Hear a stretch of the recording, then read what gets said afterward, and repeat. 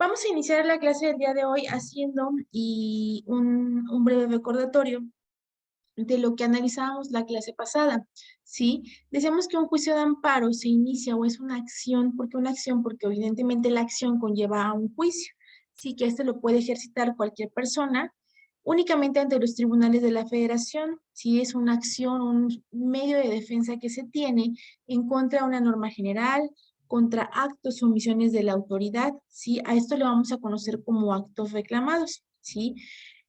Todo esto o esto que acabo de mencionar, pues tiene que tener su fundamento o deberá estar encuadrado a lo que se encuentra manifestado o escrito en el artículo 103 constitucional, ¿sí? Aunado a que, uniendo esta norma de carácter general, un acto o omisión de autoridad que se encuadra en el 103 constitucional, será evidentemente necesario que estos actos o omisiones sean considerados o que importen una violación a los derechos humanos y a las garantías, ¿sí? Los derechos humanos y las garantías que se encuentren reconocidos en la Constitución y en los tratados internacionales. Como ustedes recordarán, en nuestras materias anteriores, para ser exactos, en la materia de derechos humanos, decíamos que los derechos humanos son esos 30 artículos que se encuentran contenidos en la Declaración Universal de Derechos Humanos y las garantías individuales vienen a ser todas esas acciones o esas formas de protección que tiene o que va a tener en este caso o en este contexto el sistema mexicano para llevar a cabo la defensa, la protección y la promoción de los derechos humanos. Por tanto, entonces sabemos que en nuestra Constitución las garantías individuales se encuentran consagradas en el artículo 1 al 29, así como en el 123, ¿sí? Es lo que nosotros conocemos como garantías individuales. Es importante reiterar que no viene a ser lo mismo los derechos humanos que las garantías individuales, o, en el sentido en que pues unos son los que están consagrados en la declaración y en otro sentido las garantías individuales son todas aquellas acciones o todas aquellas medios de garantía o esa certeza que tenemos como ciudadano de cómo es que nuestro propio sistema va a llevar a cabo la defensa de esos derechos humanos que se encuentran consagrados, ¿sí? Por tanto, entonces, el juicio de amparo viene a ser un, como ustedes lo mencionaban en la primera clase, un medio de defensa contra, o el último recurso que se tiene. Y mencionábamos también que el juicio de amparo es una de las últimas instancias en contra de las cuales no procede algo más, ¿sí? Simplemente, como lo vamos a analizar el día de hoy, en contra de una sentencia que se dicte en un juicio de amparo procederán tres tipos de recurso, ¿sí? Es lo único que pudiera proceder. Entonces, eso es el juicio de amparo. Ahora pregunto a ustedes, ¿qué tiene por objeto el juicio de amparo? ¿Qué recuerdan de esta parte? ¿Qué tiene por objeto el juicio de amparo? Luz y María del Sol. ¿Qué recuerdan de esta parte? ¿Qué tiene por objeto el juicio de amparo?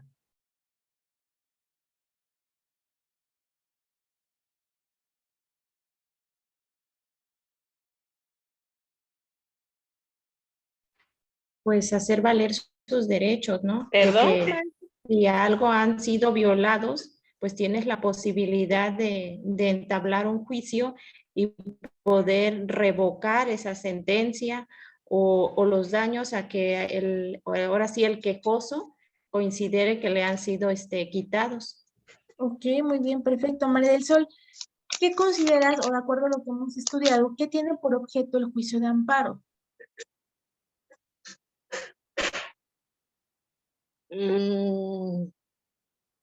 Pues el objeto es y la impugnación, ¿no? De la mayor parte de todos los procedimientos judiciales, ¿no?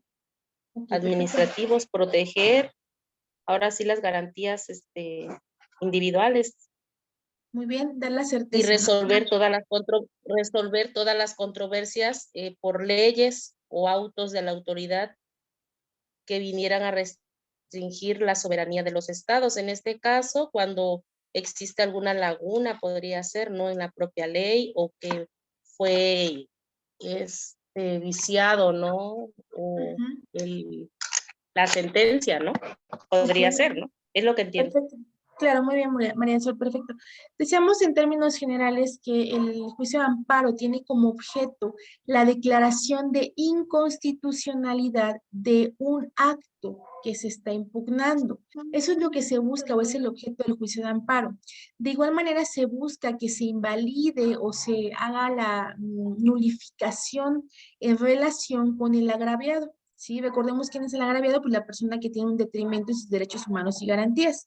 Y finalmente, el principal objeto que pudiéramos citar de un juicio de amparo es la destitución en el pleno uso o el pleno goce de los derechos que en determinado momento pues fueron transgredidos, ¿sí?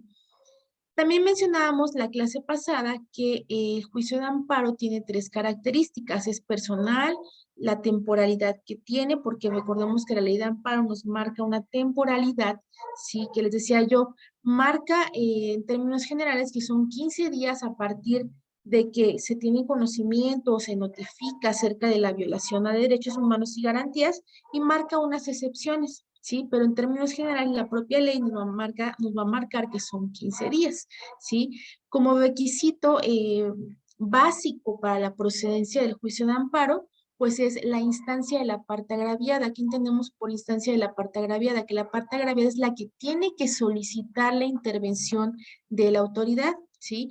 Tiene que existir un agravio personal, es decir, esa parte que está incitando al tribunal es la que debió haber sufrido ese agravio de manera personal, particular, directa, ¿sí? A su persona o a su esfera de derechos.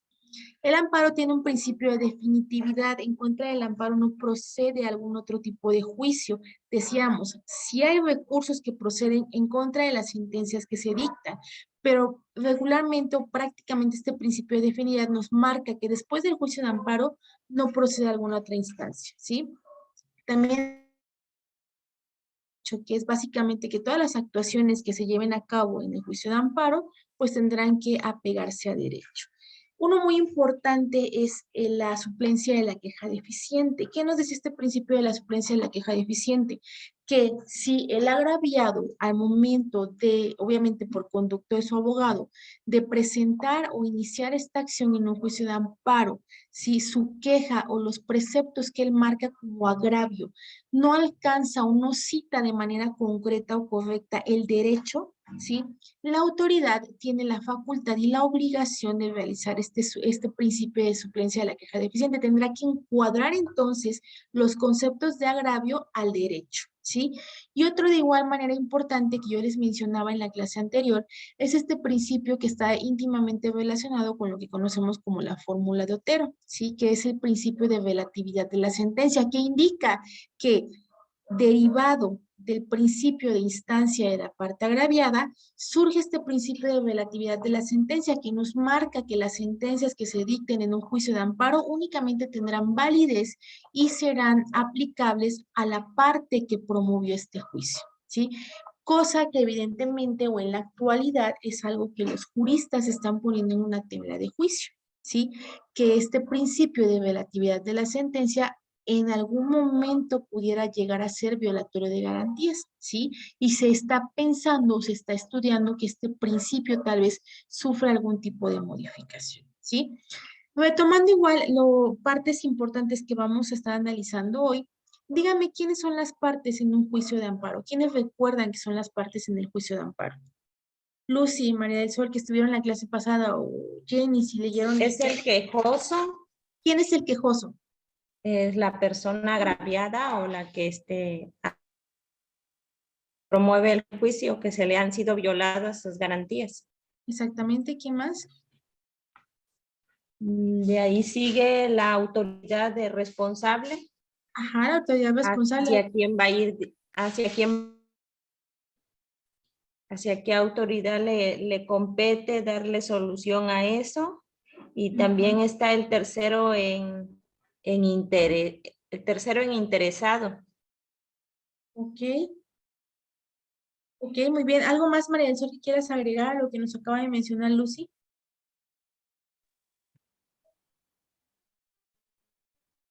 ¿No? El tercero es el interesado. Ok, Y el tercero interesado. el tercero es el interesado. Ujú, ok. Y el cuarto es el Ministerio Público. Así que Ok, le da perfecto. El quejoso es el que tiene la parte o que tiene el carácter de parte actora, ¿sí? La autoridad responsable es el que tiene la calidad de parte demandada, ¿sí? Vamos a decir que la autoridad responsable en el amparo va a ser una autoridad, y aquí hay dos personalidades que puede tener la autoridad responsable. Una en calidad de autoridad ordenadora u otra en calidad de autoridad ejecutora, ¿sí? La autoridad responsable va a ser aquella que llevó a cabo la violentación de derechos humanos o garantías. Eso es lo que conocemos en un juicio de amparo como autoridad responsable, ¿sí? El tercero interesado va a ser, o es lo que antes se conocía como tercero perjudicado, es la parte que resultó beneficiada con la emisión o con la realización de un acto de autoridad, ¿sí? En contra del cual el quejoso está interponiendo el juicio.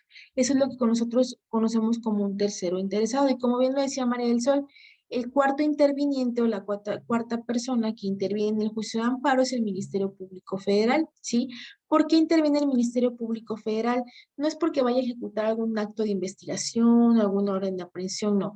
El Ministerio Público Federal va a tener intervención en todos los juicios o en estos juicios de amparo, toda vez que su finalidad es defender los intereses sociales y los del Estado, ¿sí? Va a tener una intervención específica en este juicio de amparo únicamente para velar bajo este principio de apego a derecho, ¿sí? Que se acaten los preceptos constitucionales, ¿sí? Estas son prácticamente quiénes son las autoridades que participan o quiénes son las personas que intervienen en un juicio de amparo. ¿Hasta esta parte tienen alguna duda? Díganme. ninguna parte. Ok.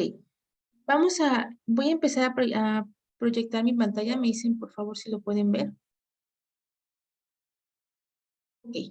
¿Sí lo pueden ver ahí? Como que se corta mucho su audio, ¿Mi maestra. internet? ¿Se corta mi audio? ¿A todos se les corta mi audio? ¿Sí? Sí se ve. Ah, Sí, pero profe. ¿mi audio se corta mucho? Sí, profe. Ok. Bueno, déjenme verificarlo, pero si seguimos teniendo problemas, me lo dicen, por favor. ¿Sí? Entonces, decíamos la procedencia del juicio de amparo. ¿Cuándo procede el juicio de amparo indirecto? Decíamos, en términos generales, procede en contra de qué, dígame, lo acabo de mencionar, dígame en contra de qué procede el juicio de amparo en términos generales. Cuando realmente se hace legal que se han violado sus derechos. Ajá, ¿qué más? María del Sol.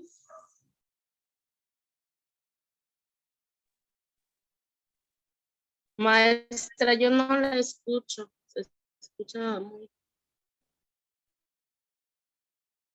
suave. Lucy, ¿sí me escuchan? Es que igual te escucho, María, cortada, Yo María. sí le escucho. Sí, Jennifer.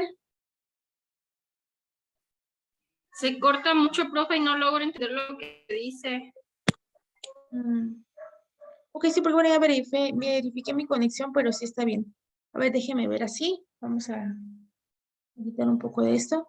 Bueno, por favor, si me siguen dejando de escuchar, díganmelo para que entonces verifique mi conexión, pero según esto todo está bien, ¿sale? ¿Cuándo se da la procedencia del juicio de amparo indirecto? ¿Sí? ¿Cuándo procede el juicio de amparo indirecto? Tenemos aquí, ¿sí? Según lo que nos marca la ley de amparo, ¿sí? Va a proceder, número 1, por favor, María del Sol, ¿puedes leer esta parte de la diapositiva? Profe, a mí la diapositiva no me... ¿Las demás sí la pueden ver? Yo sí la veo. Ujú. Ok, entonces, María del Sol o Lucy, si la pueden ver, si me pueden apoyar con la lectura, por favor. Número 1. Contra normas generales que por su sola entrada en vigor o con motivo del primer acto de su aplicación causen perjuicios al quejoso. Para los efectos de esta ley, se entiende por normas generales, entre otras las siguientes. A. Los tratados internacionales aprobados en los términos previstos en el artículo constitucional política de los Estados Unidos mexicanos, salvo aquellas disposiciones en que tales tratados reconozcan derechos humanos. B. Las leyes federales. C. Las constituciones de los estados y el estatuto de gobierno del Distrito Federal. D. Las leyes de los estados y del Distrito Federal. E. Los reglamentos federales. F. Los reglamentos locales, decretos, acuerdos y todo tipo de resoluciones de observancia general. Ok, hasta aquí, Lucy, muchas gracias. Esta es la primera parte, sí, que nos marca la ley de amparo en el artículo 103, cuando procede el amparo indirecto, que sabemos que es nuestro tema de estudio. Si sabemos que este es nuestro tema de estudio, por eso lo estamos, o esa es la parte, enfóquense ahorita, ya empezamos a ver aspectos generales del amparo. Ahora sí estamos introduciéndonos a cuestiones particulares, ¿sí? A particulares de lo que es el amparo indirecto, ¿sí? Decíamos, el amparo indirecto procede en contra de normas generales que por sí sola entrada en vigor o con motivo del primer acto de aplicación van a causar un perjuicio al quejoso. ¿Qué perjuicio? Sentir o saberse violentado en sus derechos humanos y su garantía. En términos de ley, ¿qué se conoce como norma general? ¿Sí?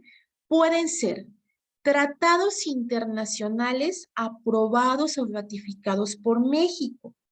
También procede el amparo indirecto en contra de la entrada en vigor, ¿sí?, de leyes federales. Amparo indirecto procede, ¿sí?, en contra de la entrada en vigor de constituciones de los estados, ¿sí?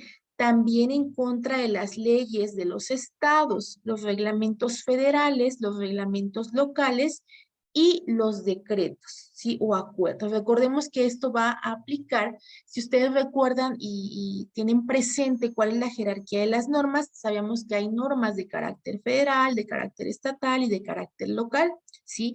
Entonces, cuando exista, ¿sí?, alguna entrada en vigor de algún tipo de estas normativas que estamos citando en esta primera parte, en estos incisos, va a proceder obviamente bajo los supuestos de procedencia que vimos, que es obviamente la individualización, la violentación de derechos humanos o garantías, va a proceder nuestro amparo indirecto, ¿sí? Siguiente parte. María del Sol, ¿me puedes apoyar con esto, por favor?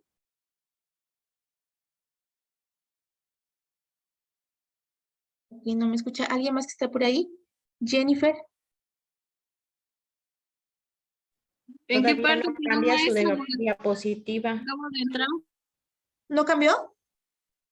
En mi pantalla no ha cambiado, sigue estando la que le di lectura. ¿No aparece el número 2? No. No, profe. Ya. Ya. Contra actos u omisiones que provengan de autoridades distintas a los tribunales judiciales, administrativos o del trabajo.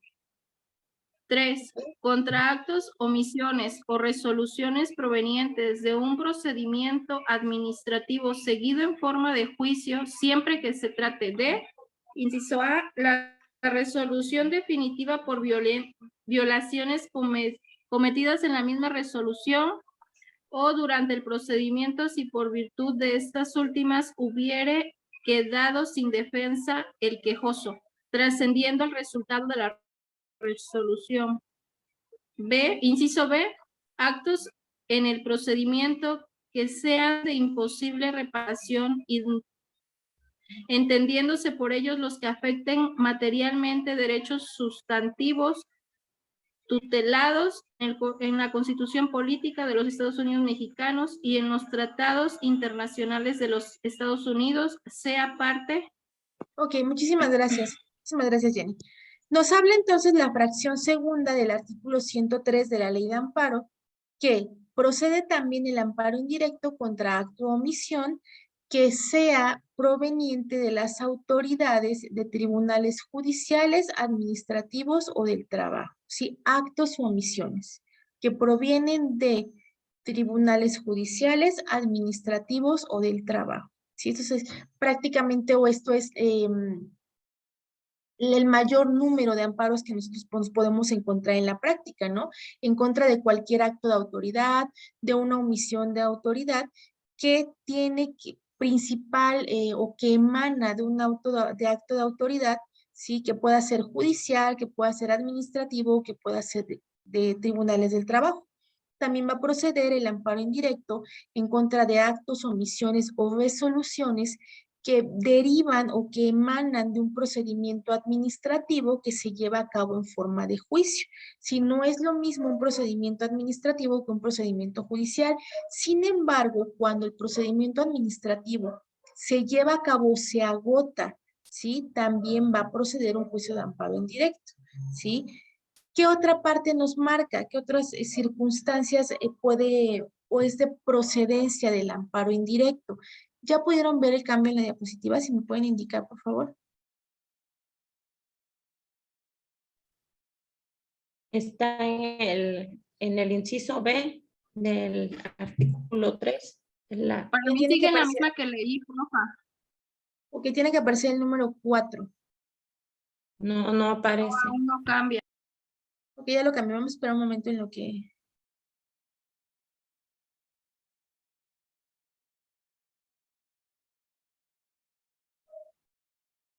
Avísenme si ya les aparece, por favor.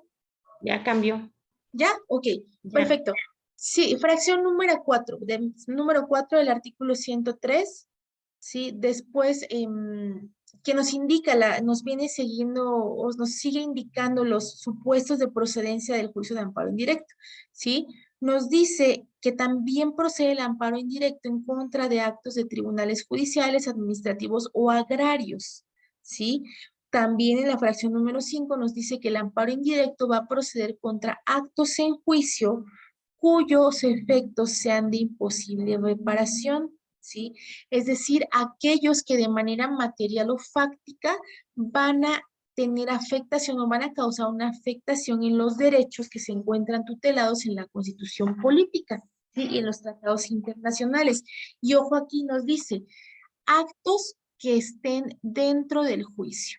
Aquí no hay que entenderlo y no hay que confundirnos porque no nos habla en ningún momento de sentencia. Recordemos que en contra de la sentencia o de las resoluciones tiene procedencia únicamente un juicio de amparo directo, ¿sí? Cuando también procede el amparo indirecto contra omisiones del Ministerio Público que lleve a cabo en carpetas de investigación de diferentes delitos. Es decir, si en una carpeta de investigación, recordemos que las facultades que tiene el Ministerio Público son de investigación, ¿sí? Pero si el Ministerio Público no lleva a cabo la investigación en términos de ley o no ejercita las acciones como son las acciones penales o suspende un procedimiento, ¿sí? O la víctima no esté conforme con la reparación del daño, entonces también hay procedencia de un juicio de amparo indirecto, ¿sí? Por último, la fracción número 8 nos dice que procede el amparo indirecto en contra de los actos de autoridad, ¿sí? Que determinen inhibir o declinar la competencia o el conocimiento de un asunto. Recordarán ustedes lo que era la declaración de incompetencia por inhibitoria o por declinatoria, ¿sí?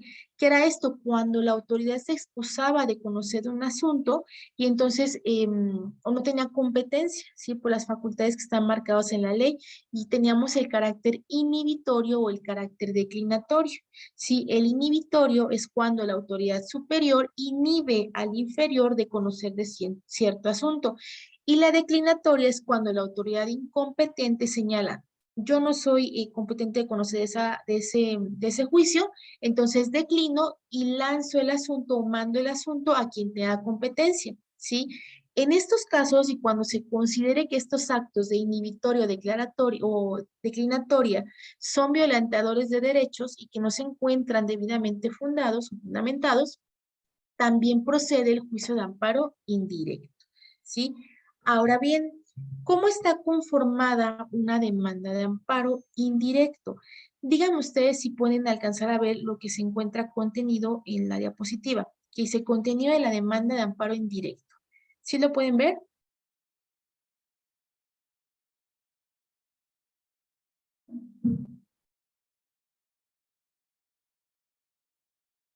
Lucy, No, ¿no ha cambiado?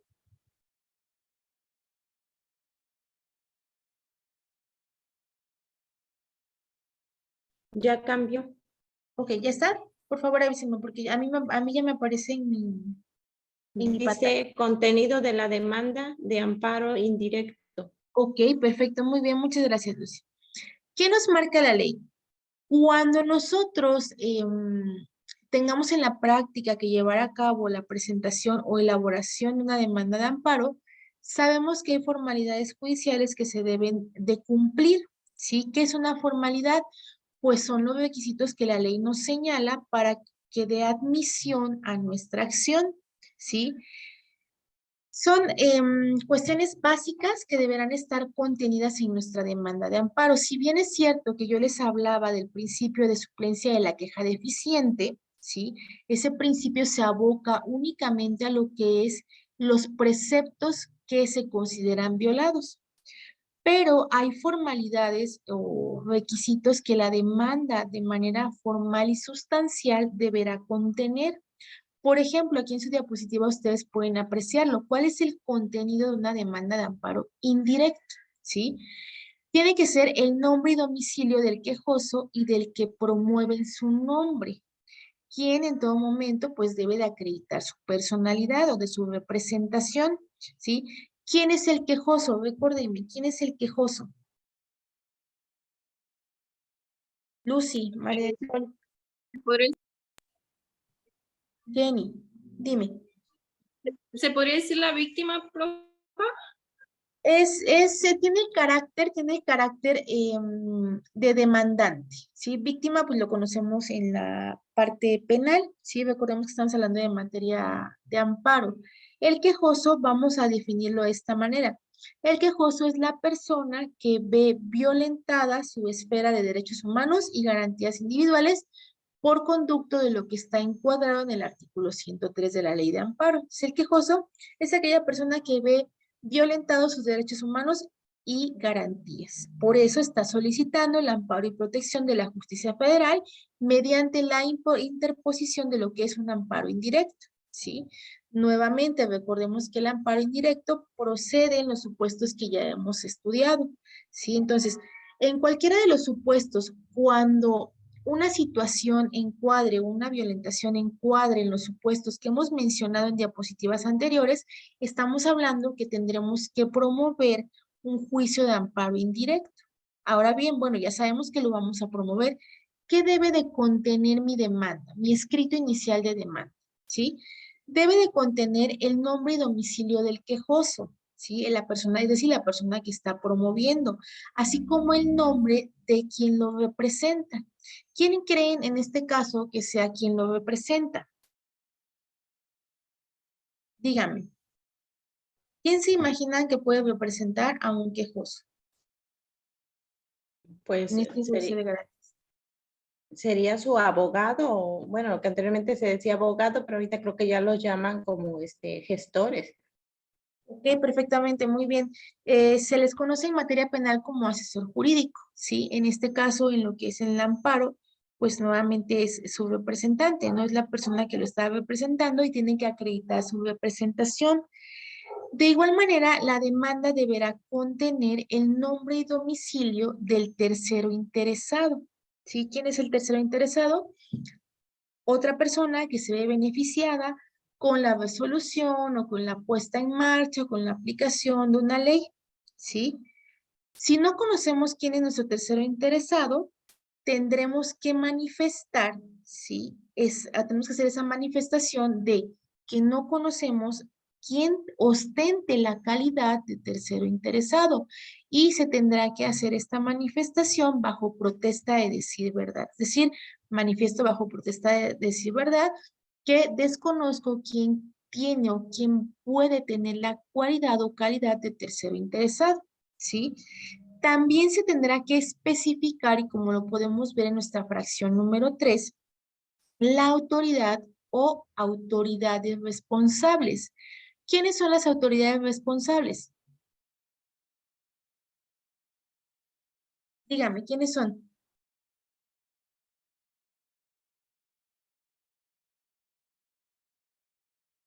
Lucy, María del Sol, ustedes que estuvieron en la clase anterior, dígame, ¿quién es la autoridad responsable? Pues hacia quién va dirigido el caso, ¿no? ¿Quién es No, la que le va a dar la resolución? no, la autoridad responsable no es la que da resolución en juicio de amparo. Entonces, es quien, autoridades responsables, es quien provocó o quien dio un dictamen incorrecto, por decirlo así. En términos generales es la autoridad a la que se le atribuye la violación de derechos. Sí, esa es la autoridad responsable. Y les decía yo, la autoridad responsable tiene o puede tener dos personalidades, en calidad de ordenadora o en calidad de ejecutora. ¿Sí? Entonces tenemos que señalarlo en calidad, si es que hay dos, ejecutora u ordenadora, tendremos que señalarlo. ¿Sí?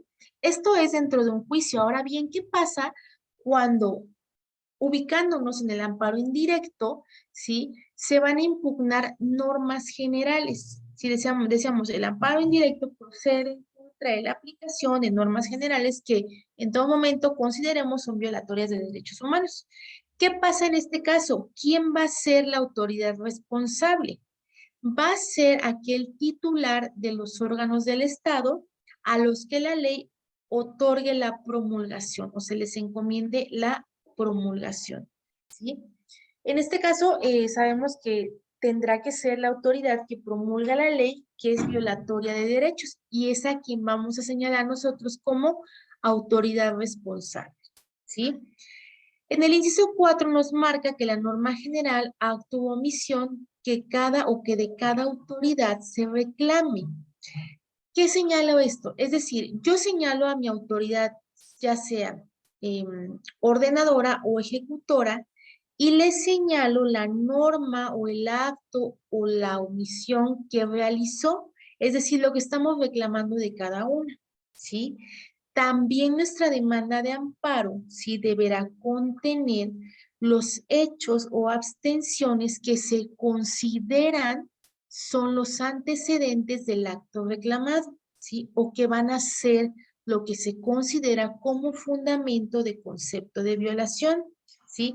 Yo sé que ahora que lo están viendo en su pantalla, que están escuchando lo que les digo, pues es tal vez un poco difícil imaginar cómo es la estructura de una demanda de amparo, ¿sí? No se preocupen por esto, voy a presentarles, si no nos da tiempo en esta clase, en la siguiente se los habilito en la plataforma, cómo es o cómo es en la práctica elaborado una demanda de amparo indirecto, ¿sí? Pero es muy importante que tengan presente esto que la ley de amparo nos señala, cómo deberá estar conformada nuestra demanda de amparo. ¿Sí? Entonces tenemos que se señala el nombre y domicilio del quejoso, es decir, en mi calidad de promovente, si yo soy quejosa en esta demanda, tengo que señalar mi nombre completo, así como el domicilio. Es importante que se señale domicilio para que en ese momento o en ese domicilio se establezca el domicilio que se habilita para recibir notificaciones, aunque sabemos evidentemente que en la actualidad la mayoría de los procedimientos ya se tiene habilitada la forma electrónica. Tenemos que habilitar nuestra firma electrónica del Poder Judicial y de igual manera mantener un correo electrónico para que nos sean, si llegadas o nos sean hechas llegar nuestras notificaciones. ¿Sí? Siguiente cuestión importante, el nombre y domicilio del tercero interesado. Si no sabemos quién es tercero interesado, manifestamos bajo protesta de decir verdad que no sabemos quién es.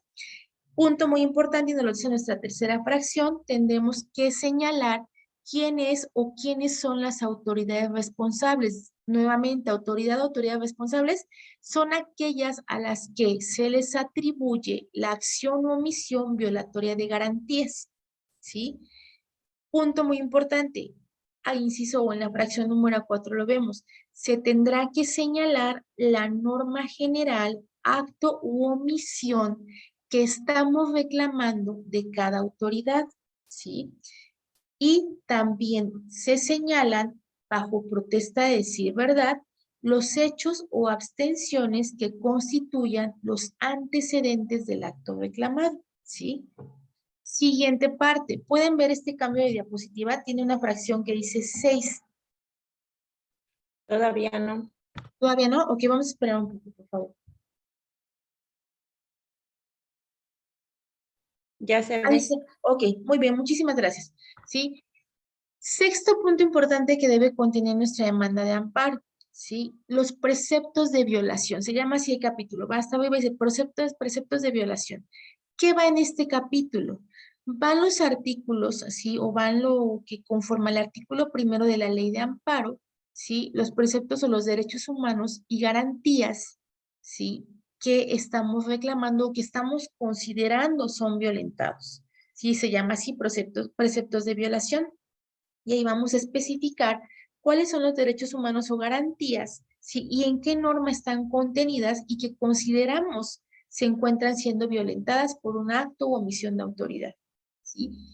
Como parte número séptima o esta fracción que ustedes pueden ver en su pantalla, se va a precisar la facultad reservada a los estados u otorgada al Distrito Federal que haya sido invalidada por la autoridad federal, ¿sí? Y se va a señalar el precepto de la Constitución que se considera haya sido vulnerado o restringido, ¿sí? Eso también es un capítulo que constituye la demanda de amparo indirecto. Y los conceptos de violación. Sí, esa parte igual es una parte, es un capítulo que va anexo a nuestra demanda de amparo y se conoce así, conceptos de violación. ¿En qué consideramos que han sido violentados nuestros derechos? ¿De qué manera se ha llevado a cabo esa violentación? Ahí vamos a unir lo que es lo que marca la ley con lo que está sucediendo en el entorno. ¿Cómo encuadramos esos derechos humanos contenidos y garantías individuales contenidos en el 1 al 29 y 123 con lo que está llevando a cabo la autoridad o está omitiendo la autoridad y que son conceptos de violación? ¿Sí? Ahora bien, ¿pueden ver esta diapositiva que tiene letras en amarillo? No, ¿Todavía no? no.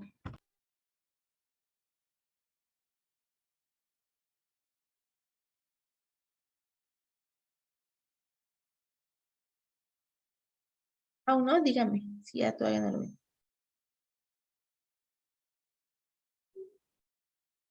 ¿Ya cambió? Sí. ¿Ya? Ok. Es muy importante mencionar, y dirán ustedes, bueno, es que hacer esta demanda de amparo indirecto son muchísimas cosas. ¿Y qué pasa cuando tenemos que tramitar un amparo indirecto? Porque está confluyendo o hay una cuestión que trate de privación de la vida o ataques a la libertad personal. O sea, realmente vamos a tener que hacer toda esa demanda que es larguísima, que constituye diferentes capítulos, que tienen que tener diferentes cosas. La ley señala que cuando se trate de promover un amparo indirecto en contra de actos que involucren o que tengan que ver o que tengan relación directa con peligro de privación de la vida, ataques a la libertad personal, fuera de un procedimiento, así como incomunicación, deportación o expulsión, ¿sí?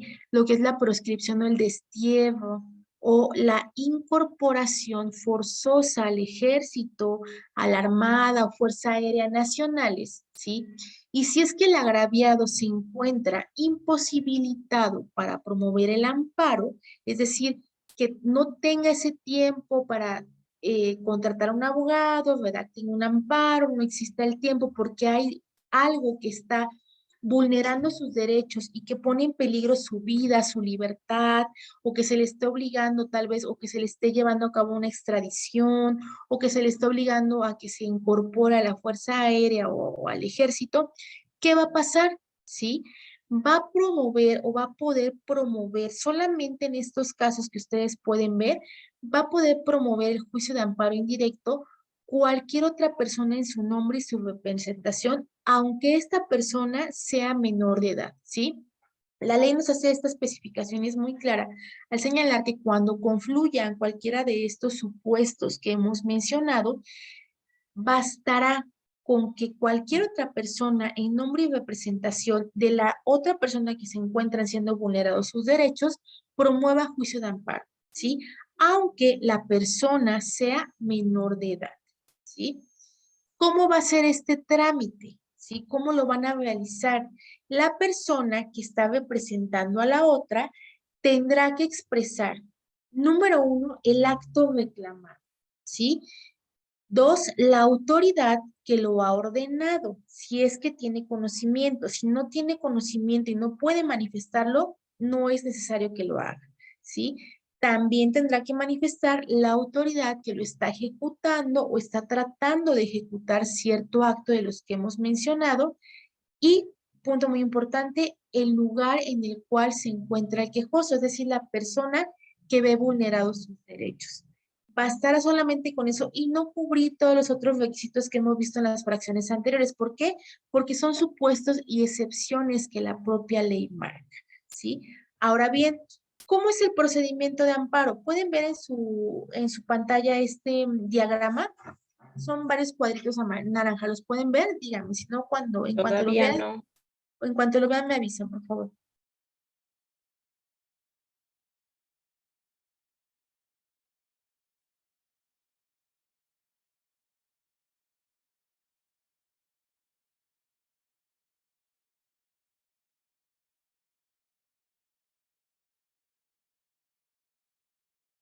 ¿No se ve todavía? Ya. Ok, perfecto, muchas gracias. No sé a qué se deba esta falla de que se queda atorada la pantalla. Pero bien, ok, ¿cómo se va a substanciar o cómo es el desarrollo de un juicio de amparo? ¿Sí? Tenemos aquí entonces este diagrama que se los voy a explicar. ¿Qué pasa? Ocurre la presentación de la demanda de amparo indirecto, ¿sí?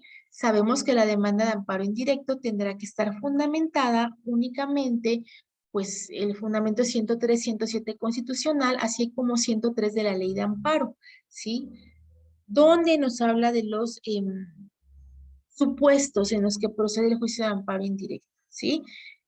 Nuestra demanda, ya sabemos que la estructuramos de la manera, en términos generales, que debe de llevar nombre y domicilio del quejoso, la autoridad responsable, si es que hay ordenadora o ejecutora, el tercero interesado, damos vista al Ministerio Público, manifestamos los hechos que consideramos son violatorios de garantías, manifestamos los preceptos y derechos constitucionales que han sido violentados, ¿sí? Ya está nuestra demanda.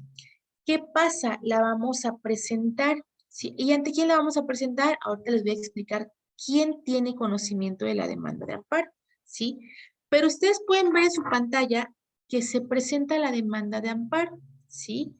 La autoridad la admite, la recibe, es decir, nos dan entrada, lo sellan de recibido.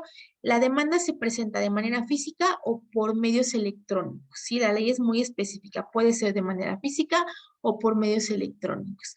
Entonces, una vez que es presentada esta demanda para juicio de amparo indirecto, la autoridad va a tener 24 horas a partir de que recibe esta demanda, ¿sí? Para dictar un auto donde admita o desecha la demanda, ¿sí?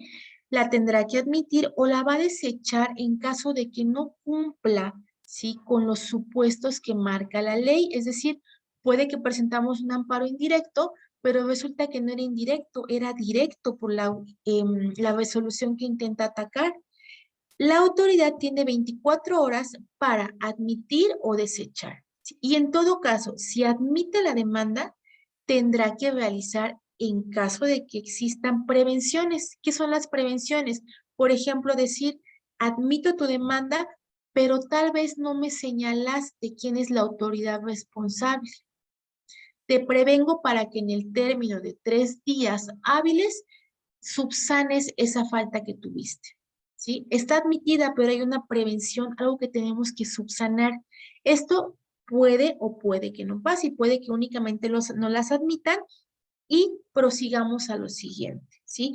Nuevamente, a partir de que se presenta la demanda, la autoridad tiene un término de 24 horas para estimar si la admite o la desecha. Y en caso de que la admita y haya cuestiones que tengamos que subsanar, tendremos que realizar, otra autoridad tendrá que llevar a cabo esas prevenciones, ¿sí? En el supuesto de que se admitió la demanda y que hubo alguna prevención y subsanamos esa prevención en el término que nos dio la autoridad, ¿sí? O bien se admitió y no hay prevención, continuamos con la siguiente fase, ¿sí? La autoridad va a solicitar a la autoridad responsable un informe justificado, ¿sí? Es decir, la autoridad responsable va a ser requerida por la autoridad que tuvo conocimiento del juicio de amparo acerca de esta acción, ¿sí? Y la autoridad que está teniendo conocimiento del juicio de amparo va a solicitar a la autoridad responsable, ¿sí?, emita su informe justificado. Es decir, el informe justificado va a ser esa explicación que tiene que rendir la autoridad responsable en torno a la acción de la cual se le está culpando, por así decirlo, ¿sí? Entonces, nuevamente, este informe justificado, ¿sí?, va a girar, se solicita a la autoridad responsable y con la solicitud de informe justificado se le va a girar, o se le va a hacer de conocimiento la demanda de amparo que está interpuesta, ¿sí? Es decir, se le da un traslado. ¿Qué conocemos como traslado? Como esas copias de las demandas que se tienen que tener, ¿sí? Cuando nosotros presentamos una demanda, la tenemos que presentar nuestro acuse y nuestro traslado para la parte, o en este caso, para la autoridad responsable. Se le va a correr traslado a la autoridad responsable y se le va a pedir rinda su informe justificado.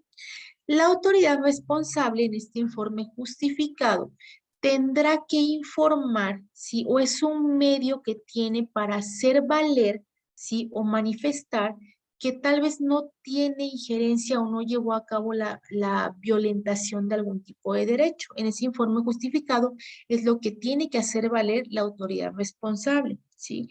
La autoridad responsable tiene un término de 15 días, ¿sí?, para completar o para mandar su informe justificado. Son 15 días los que la ley le concede para que rinda su informe justificado, ¿sí? Una vez que la autoridad responsable, ya sea que en calidad de ordenadora o de ejecutora, rinde su informe justificado, pasamos a la última etapa, ¿sí? Lo que es una audiencia constitucional. En esta audiencia constitucional es la fase que conocemos, ¿sí?, como ya el desahogo de las pruebas aportadas, donde la autoridad se reúne o se allega de elementos para dictar una sentencia. Esta audiencia constitucional, la ley marca que deberán ser o deberá desahogarse en audiencias públicas, es decir, deberá o podrá ser abierta al público y deberá preservarse en los medios de grabación que para tales efectos designe el tribunal, ¿sí?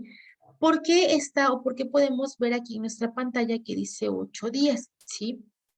La audiencia constitucional tendrá que mediar una vez que la autoridad responsable rinde su informe justificado, pasarán 8 días como mínimo para que se señale la fecha de audiencia constitucional. Es decir, si yo como autoridad responsable rendí mi informe el día de hoy, la audiencia constitucional no podrá celebrarse el día de mañana. ¿Sí? El tribunal que tiene conocimiento del amparo indirecto tiene un mínimo, ¿sí?, de 8 días en el que va a celebrar la audiencia constitucional.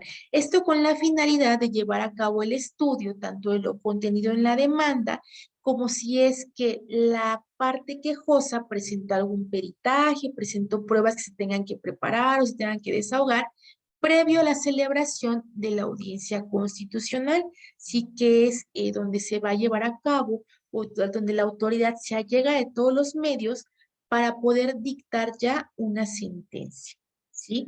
De esta parte, Lucy y Jenny, que son las que veo que están conectadas, ¿tienen alguna duda de este diagrama que presenta cómo es la sustanciación del juicio de amparo, cómo es el procedimiento, cómo es en términos generales que se desarrolla un procedimiento de juicio de amparo.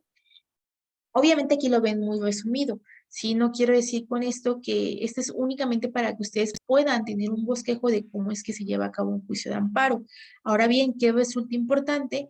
Que puedan ustedes completar este diagrama con las lecturas que puedan realizar de su ley de amparo.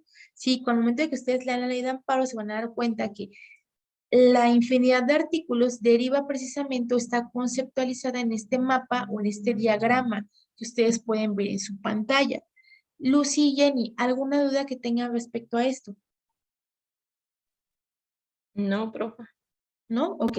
De todas maneras, yo sé que en este momento pues me pueden decir que no, pero tal vez después surjan y con todo gusto el material se queda en la plataforma para que ustedes lo lean, lo analicen, lo complementen con las lecturas que tienen que realizar y si tienen alguna duda, pues ya saben que con todo gusto estoy para resolver, ¿sí? Pues en términos generales, este es el procedimiento.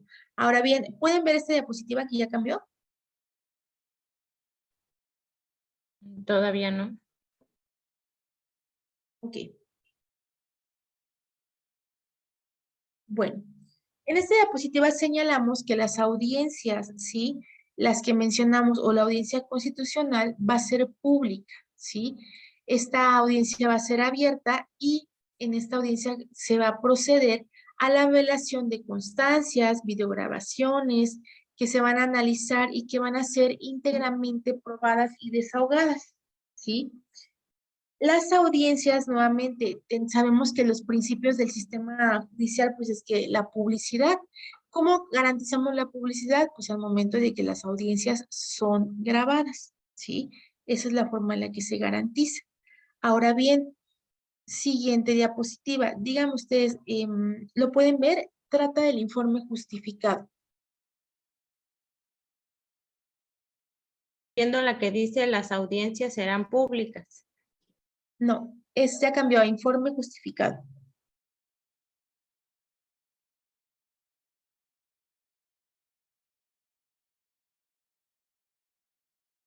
¿Aún no?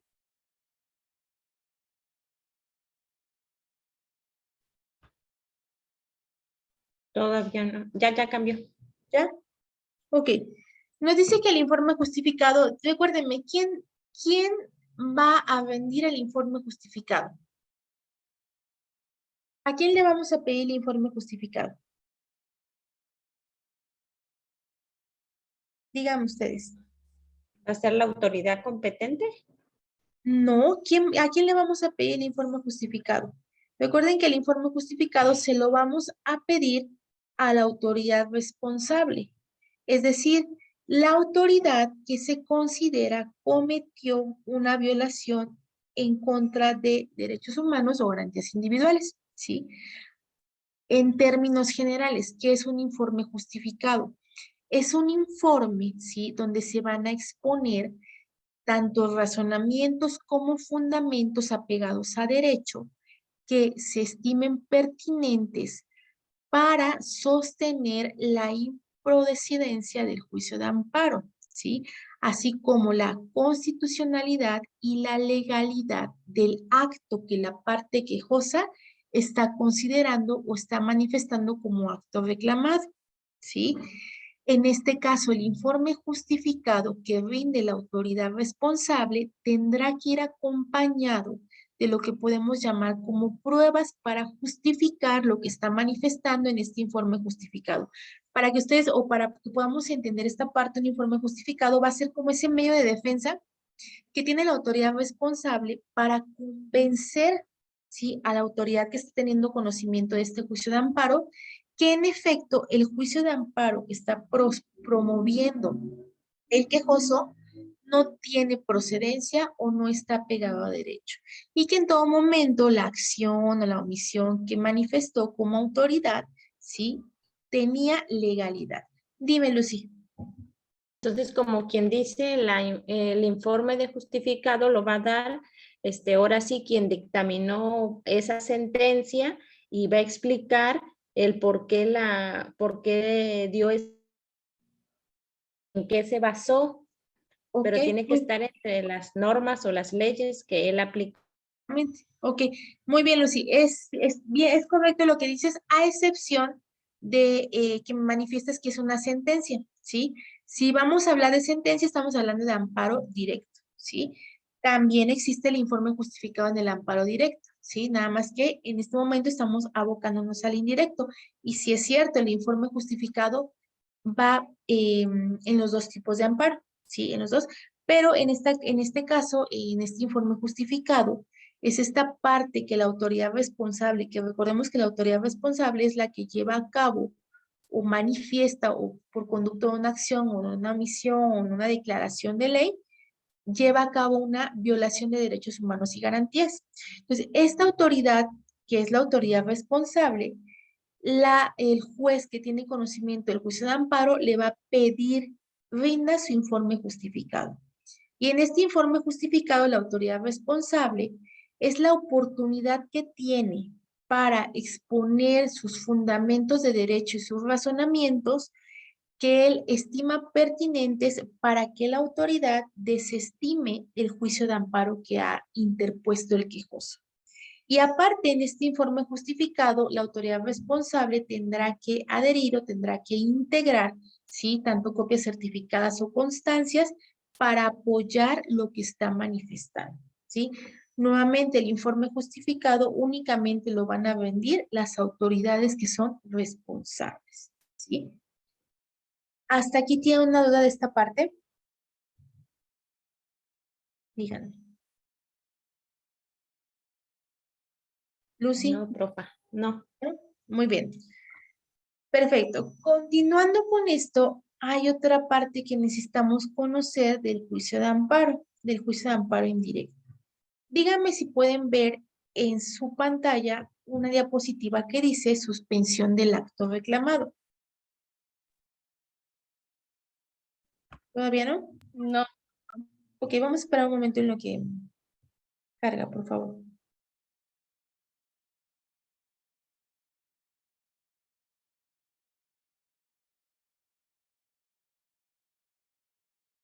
¿Todavía no? En la mía ya. ¿Ya? Ok, perfecto, muy bien, vamos a continuar. Una parte importante que se da en este juicio de amparo indirecto es la suspensión del acto reclamado, ¿sí? Nuevamente, ¿qué es o qué entendemos como acto reclamado? Pues va a ser aquella consecuencia, ¿sí? Que afecta o violenta la esfera de derechos humanos y garantías. Es decir, tal vez la autoridad llevó a cabo una acción o bien una omisión y tuvo una consecuencia. Esa consecuencia es el acto reclamado. ¿Por qué? Porque afecta mi esfera de derechos humanos y garantías. Muy bien. Entonces, existe una figura que le vamos a denominar suspensión del acto reclamado, ¿sí? Esta parte se promueve como incidente dentro del amparo, ¿sí? ¿Por qué? Porque aparte de que estamos solicitando la intervención de la autoridad para que determinado acto o omisión se califique como inconstitucional, también vamos a solicitar por medio de este incidente la suspensión del acto reclamado, es decir, que suspenda sus efectos, ¿sí? De todo momento que sea de manera inmediata. Entonces, la suspensión del acto reclamado es una medida cautelar, ¿sí? Esta suspensión del acto reclamado no pone fin al fondo del asunto, no hay que confundirlo con una sentencia, ¿sí? Esta suspensión del acto reclamado es únicamente una medida cautelar que puede solicitar el quejoso o bien se da de oficio. ¿Cuándo es o qué entendemos por este término de oficio? ¿Sí?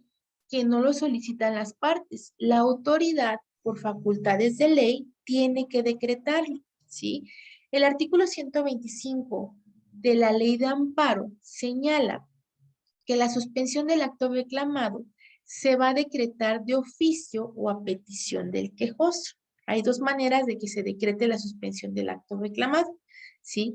Continúa diciéndonos en el artículo 126 que la suspensión se va a conceder de oficio y de plano cuando existan actos que importen peligro de privación de la vida ataques a la libertad personal, ¿sí? Y todo esto que no tenga que ver con un procedimiento, así como incomunicación, deportación, expulsión, proscripción o destierro, ¿sí? Extradición, desaparición forzada de personas o alguno de los supuestos contemplados en el artículo 22 de la Constitución Política de los Estados Unidos Mexicanos.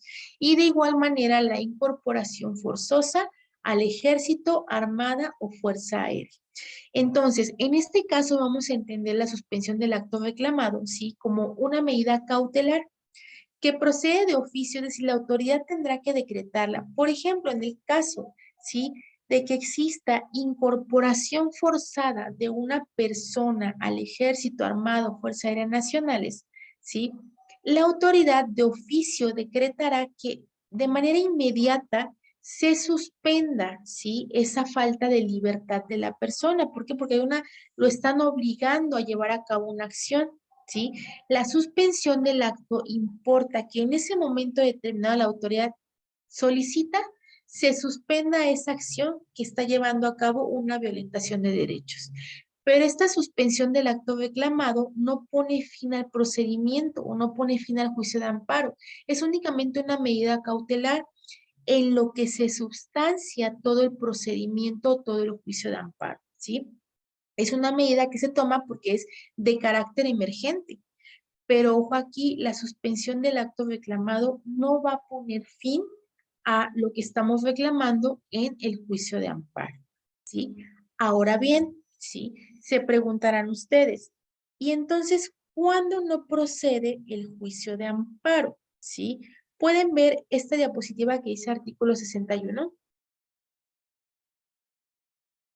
No. Ok, voy a esperar un minuto en lo que termine de proyectarse. Avíseme cuando en su pantalla aparezca artículo 61.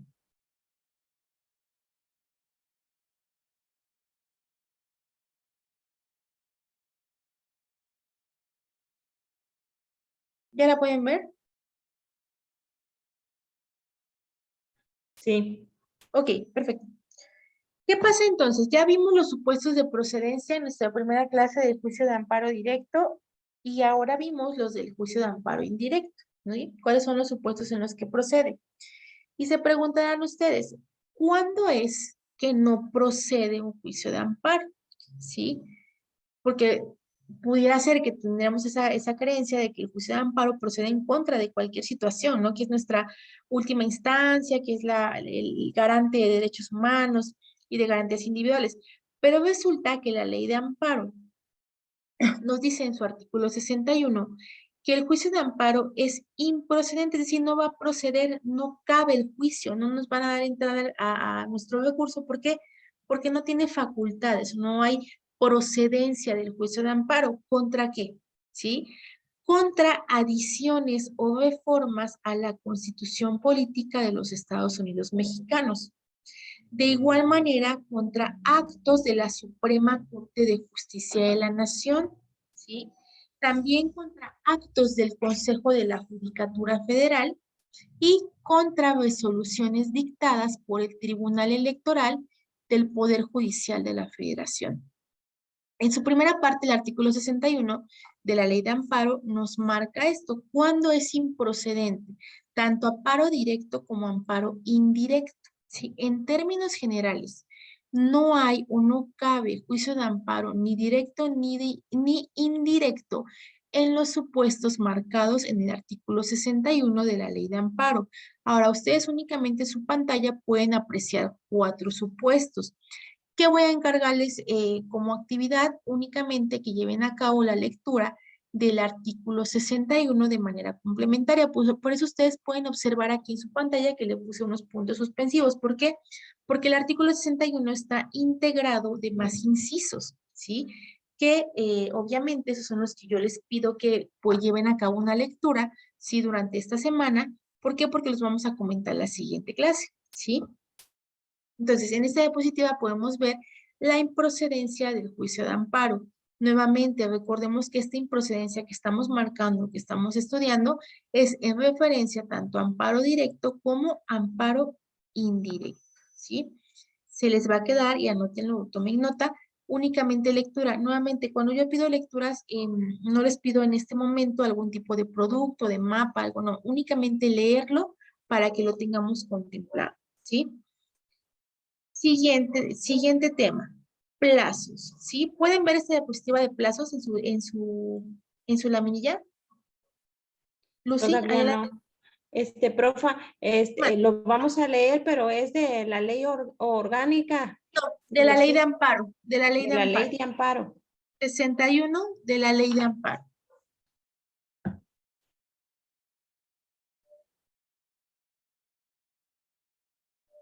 Plazos. ¿Puedes ver esta diapositiva, Lucy? Sí, nomás dice la palabra plazos. Plazos, ok.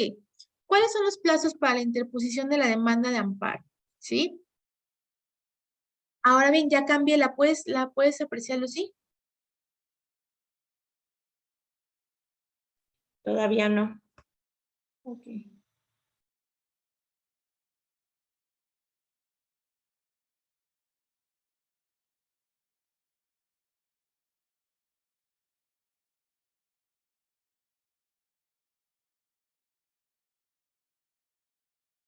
Bueno, vamos a avanzar un poco. A ver, dime, Lucy, ¿puedes ver aquí la diapositiva que dice artículo 33? No. Ah, ya cambió. ¿Ya? Ok. Nuevamente, vamos a adelantarnos un poco para dejar los plazos al final, ¿sí? La competencia, y aquí en esta diapositiva que pueden ver es en el artículo 33 de la ley de amparo, Lucy, ¿sí? Artículo 33 de la ley de amparo. ¿Quiénes son competentes o quién va a tener conocimiento del juicio de amparo? ¿Sí? Y nos marca la ley de amparo en su artículo 33. La Suprema Corte de Justicia de la Nación, los tribunales colegiados de circuito, los tribunales colegiados de apelación, los juzgados de distrito y los órganos jurisdiccionales de los poderes judiciales de los estados y del Distrito Federal en los casos que estén contemplados así en la ley de amparo. Entonces, ahora bien, ¿por qué están unos marcados con color amarillo? ¿Por qué se los marqué con color amarillo? Porque en esos supuestos que son las fracciones tercera y cuarta, ¿sí? Estamos hablando únicamente del amparo indirecto, ¿sí? Entonces, artículo 33, como lo pueden ver, apreciar en su pantalla, habla de quién tiene competencia para conocer del juicio de amparo. Pero en esta parte yo les indiqué con color amarillo quiénes tienen competencia para conocer del juicio de amparo indirecto, ¿sí? Son los órganos del Poder Judicial. Les decía, les voy a habilitar la ley orgánica del Poder Judicial para que vean cómo está conformado. Y de esta parte del Poder Judicial, estos 5 que nos menciona, estas 5 fracciones, todos ellos son los que van a conocer del amparo. Pero ojo aquí ya viene una división. No todos conocen de todos los amparos, ¿sí? Los que ustedes pueden apreciar en su pantalla de color amarillo son quienes tienen competencia para conocer del juicio de amparo indirecto. Y por exclusión, los que ustedes pueden ver en su pantalla de color blanco son quienes tienen conocimiento del juicio de amparo directo, ¿sí? Ahora bien, es competente para conocer del juicio de amparo indirecto, ¿sí? Un juez de distrito. Un juez de distrito es quien tiene conocimiento del juicio de amparo indirecto. Dímelo, si puedes ver tu diapositiva. Ya cambió. Todavía no. Sigue con la de letrita amarilla. Ok. El artículo 33. Ok, un momentito.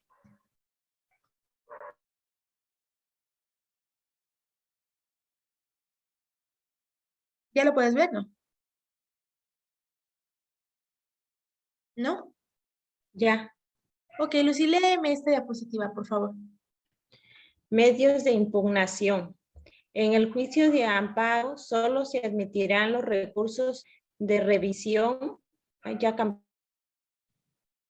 ¿Cambió? cambió a es competente. No, a ver, hay medios de impugnación. Espéreme que regrese porque todavía no me regresa.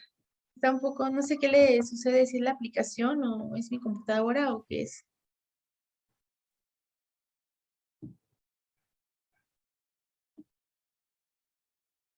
¿Ya volvió? Todavía no. Todavía no.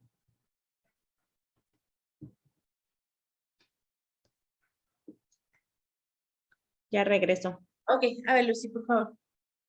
En el juicio de amparo solo se admitirán los recursos de revisión, queja y reclamación, y tratándose del incumplimiento de sentencia, el de inconformidad.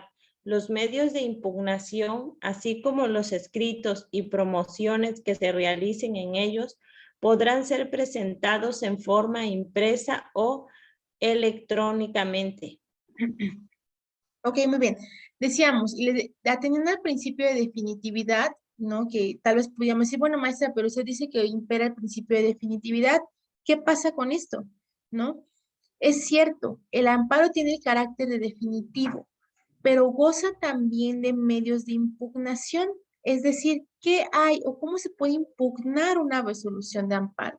Y la ley señala que el juicio de amparo solo va a admitir el recurso de revisión en contra de la sentencia, el recurso de queja en contra de la sentencia y el de reclamación, ¿sí? Y cuando proceda o cuando queramos reclamar o impugnar el cumplimiento o ya la instauración de una sentencia, procede el recurso de inconformidad. Son los medios de impugnación en contra de una sentencia dictada en juicio de amparo. Ahora bien, en esta parte de su pantalla, ustedes pueden ver, y ahorita lo vas a checar, Lucy, esta última actividad que está programada. Porque la última, si recordemos que nuestra siguiente clase, pues ya es la última del módulo. Si por tanto, después de la siguiente clase, pues ya voy a habilitar el examen que quedé con ustedes desde un principio. Ahora bien, como actividad que se queda y se va a habilitar en la plataforma, es esta que está en la pantalla. ¿Ya la puedes ver, Lucy? Son unas flechas. Sí, una dice actividad y la otra dice revisión, queja, reclamación. Ok. ¿Cuál es la actividad que se va a quedar? Una investigación, únicamente la investigación en el contexto del amparo. En el contexto del amparo. ¿Qué es el recurso de impugnación de revisión? ¿Qué es el de queja y qué es el de reclamación? Únicamente eso, ¿sí?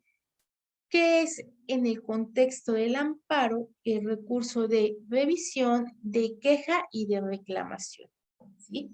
Esto se va a quedar habilitado en la plataforma y voy a abrir el espacio para que lo suban. Nuevamente, si quieren elaborarlo en documento de Word o si quiere ser a mano, pues sin ningún problema. Sí, pero esta es la tarea que se va a quedar habilitada, Lucy. ¿Tienes alguna duda de esto? De este sí se pide, sí les voy a pedir la evidencia, ¿sí? ¿Quiere usted el concepto, la investigación de ¿Qué es un qué recurso es? de revisión? ¿Qué es el de queja y qué es el de reclamación? Pero ojo aquí, Lucy, esto en el contexto del amparo, ¿sí? Únicamente de amparo, porque es bien cierto que estos recursos pudiéramos encontrarlo en otras instancias judiciales, pero es importante que lo encuadren o que lo contextualicen a lo que es el amparo en el sistema jurídico mexicano. ¿Sí, Lucy? Sí, profe. Ok, entonces nada más déjame, te iba a mostrar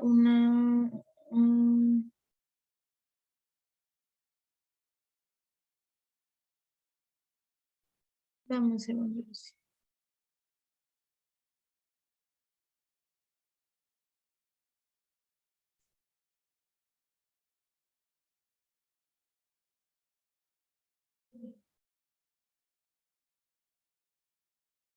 Nada más quiero mostrarte, pero creo que no lo abre aquí. ¿A poco solo nos quedamos nosotras? Sí, solamente somos nosotras, Lucy. Me parece que sí. Que no te puedo mostrar mi pantalla. El examen que nos va a poner es sobre todo lo que vimos, Sí, solamente sobre lo que vimos. pero lo va a realizar en... ¿Mandé? No, los va a No, poner no, no, en... no. No, va a ser después de la clase, Lucy. Sí, ya veo la forma de habilitárselo si se los hago en un test, en un quiz de los que están ahí, o O les habilito el archivo como la otra vez y ustedes lo contestaron. ¿Sale? Si no, no puedo mostrarte el archivo. De todas maneras, va a quedar habilitado. Hoy les subo la Ley Orgánica del Poder Judicial de la Federación. Pero recuerda, Lucy, que también tienen ahí en su plataforma la Ley de Amparo, ¿sale? Que es sobre la que estamos estudiando.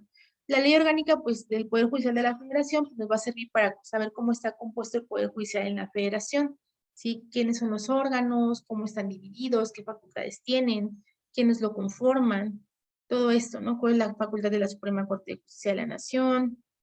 ¿Cuál es la facultad de los tribunales de distrito, de los unitarios, cómo están divididos, todo eso? Pues ahí se las dejo habilitadas. Pero en sí, la parte más importante que me interesa o que tengan conocimiento es la ley de amparo. ¿Sí, Lucy? De esto no sé si tengas alguna duda, Lucy, acerca de la actividad. Son dos, leer y de eso no quiero ningún producto y la otra, pues la investigación. De cualquier manera, lo habilito en la plataforma para que se quede ahí. Y pues la siguiente semana nos veríamos con prácticamente el término de los temas que tenemos por visto. De igual manera me van a explicar su trabajo, el que realizan los recursos. Terminamos y pues se habilita la evaluación. ¿Sí, Lucy? Sí, profe. Eso es lo que yo le iba a comentar, que de acuerdo a la lectura que nos dejó, pues yo pude comprender eso, que en la ley orgánica, pues nada más nos dice los reglamentos, cómo está conformada, todo lo que la compone. Y amparo, pues te especifica más en la 107 y en el artículo 107 y en el 108. ¿Qué fue cómo lo que se iba, leíste? ajá, pues cuáles son las reglas generales, cuándo es una causa de daño o un quejoso. Todos esos puntos pues se explican bien en esos dos artículos. Exactamente. Más en el 107. ¿Qué Cómo entendiste son, del 107, Lucy? que conforman en un amparo, Ajá. cómo se les nombra o qué es lo que tiene que hacer cada uno de ellos. Ok. Y los actos de omisión. Fue del esquema, ¿no? Comparativo de la ley de 103, 107 constitucional. Que casi fue lo que nos mostró usted ahorita, fue lo que nos decía esa a leer. Ok. ¿Qué otra parte fue la que leíste, Lucy?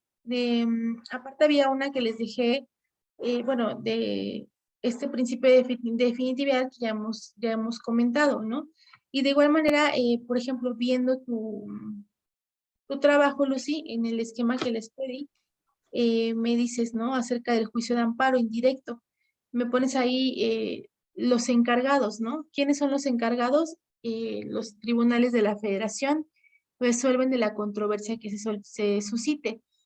Los tribunales de la Federación, pues decíamos, ¿no? El Poder Judicial, ajá, el Poder Judicial, pero del juicio de amparo indirecto, decíamos, únicamente son dos, los encargados, todos los que conforman la ley o el Poder Judicial, únicamente son dos órganos los que van a tener conocimiento del juicio de amparo indirecto, ¿sí? De igual manera, por ejemplo, en esta parte de tu tarea que yo alcanzo a ver, quiero ver si la puedo, aquí está, aquí está. ¿Sí la puedes ver, Lucy? Todavía no. Me parece que ya estoy. Ah, ya se ve. ¿Vale? Aquí en esta parte que tú me estás poniendo esto, dice el procedimiento, ¿sale? El procedimiento es el que yo les mostré hoy, ¿sí? Es bien cierto, se presenta la demanda, hay 24 horas que tiene el tribunal para aceptar, declinar o para rechazar o para percibir, ¿sí? Y de ahí viene la solicitud del informe justificado, de ahí viene la celebración de la audiencia constitucional. Ese es el procedimiento que se sigue en un juicio de amparo, ¿sí? Aquí veo también que me pusiste cuáles son los preceptos, ¿no? El juicio de amparo se seguirá siempre a instancia de la parte agraviada, si es porque tiene el carácter de personal. Exactamente, las sentencias solo se ocupan de los quejosos de quien lo hubiera solicitado, es lo que conocemos como el principio de relatividad, ¿sí? Y en esta parte me estás mencionando en contra de qué procede el juicio de amparo indirecto, Sí, efectivamente, todas estas son las causas de procedencia del juicio de amparo indirecto, ¿sí? Del juicio de amparo indirecto. Nuevamente, ¿cuáles son las causas? Pues obviamente pueden ser estas o pueden ser todas las que tú me situaste en la parte baja, ¿sí? ¿Por qué? Son los, por así decirlo, las cuestiones fácticas que se tienen que dar para que proceda un juicio de amparo indirecto. ¿Sí, Lucy? Entonces, ¿qué es lo único que yo pudiera cambiar o corregir en tu esquema que tú elaboraste acerca del amparo indirecto? Pues únicamente está esta cuestión acerca del procedimiento, ¿sale? ¿Cuál es el procedimiento? Pues el que analizamos hoy en clase, presentación de demanda, ¿sí? El tribunal tiene 24 horas para, en todo caso, aceptar o rechazar la demanda por falta de competencia. Si es que haya perseguimiento o sustancia o pide subsanar, se subsana, se solicita informe justificado a autoridad responsable, la autoridad rinde informe justificado y posteriormente se celebra la audiencia constitucional.